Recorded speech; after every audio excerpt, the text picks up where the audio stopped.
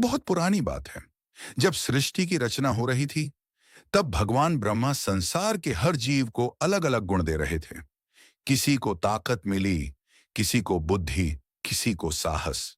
जब मनुष्य की बारी आई, तो भगवान ने पहले पुरुष को बनाया और उसे शरीर की शक्ति, बाहर जाकर काम करने की क्षमता और कठिन परिस्थितियों से लड़ने का साहस दिया। लेकिन जब भगवान स्त्री को बनाने लगे, तो वे बहुत देर तक सोचते रहे। देवताओं ने देखा कि भगवान बार बार मिट्टी से आकृति बनाते और फिर उसे बदल देते। तब देवताओं ने पूछा, प्रभु, आप स्त्री को बनाने में इतना समय क्यों लगा रहे हैं?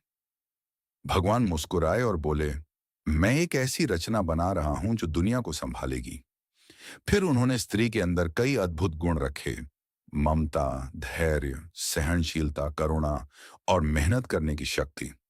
उन्होंने उसके हृदय को इतना कोमल बनाया कि वह दूसरों का दर्द समझ सके, और इतना मजबूत भी बनाया कि वह कठिन से कठिन समय में भी टूटे नहीं। कहते हैं, जब स्त्री बनकर तैयार हुई, तो एक देवदूत ने देखा कि उसके पास दो हाथ ही हैं, लेकिन वह अनगिनत काम कर सकती है। देवदूत ने आश्चर्य से पूछा, प्रभु, यह कैसे संभव है? भगवान बोले, इसके हाथ दो हैं, लेकिन इसके दिल में इतनी शक्ति है कि यह कई लोगों का सहारा बन सकती है। फिर भगवान ने बताया कि एक स्त्री अपने जीवन में कई रूप निभाएगी। जब वह बेटी होगी, तो अपने माता पिता का सहारा बनेगी। जब वह बहन होगी, तो अपने भाई के दुख सुख में साथ देगी। जब वह पत्नी बनेगी, तो अपने जीवन साथी के साथ हर परिस्थिति में खड़ी रहेगी। और जब वह माँ बनेगी, तो अपने बच्चे के लिए रात रात भर जागेगी, उसे सिखाएगी, उसे अच्छा इंसान बनाएगी। देवताओं को यह सुनकर बहुत आश्चर्य हुआ। उन्होंने पूछा, प्रभु, क्या यह सब करते हुए वह थक नहीं जाएगी?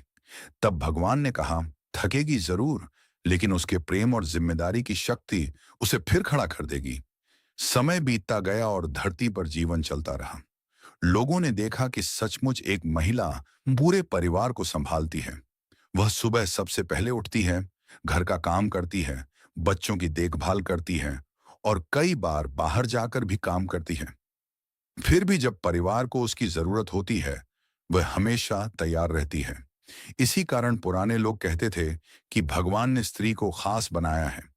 उसके अंदर केवल मेहनत करने की शक्ति ही नहीं, बल्कि दूसरों को जोड़कर रखने की अद्भुत क्षमता भी है। लेकिन इस कथा का एक और महत्वपूर्ण संदेश है। भगवान ने पुरुष और स्त्री दोनों को एक दूसरे का साथी बनाया है।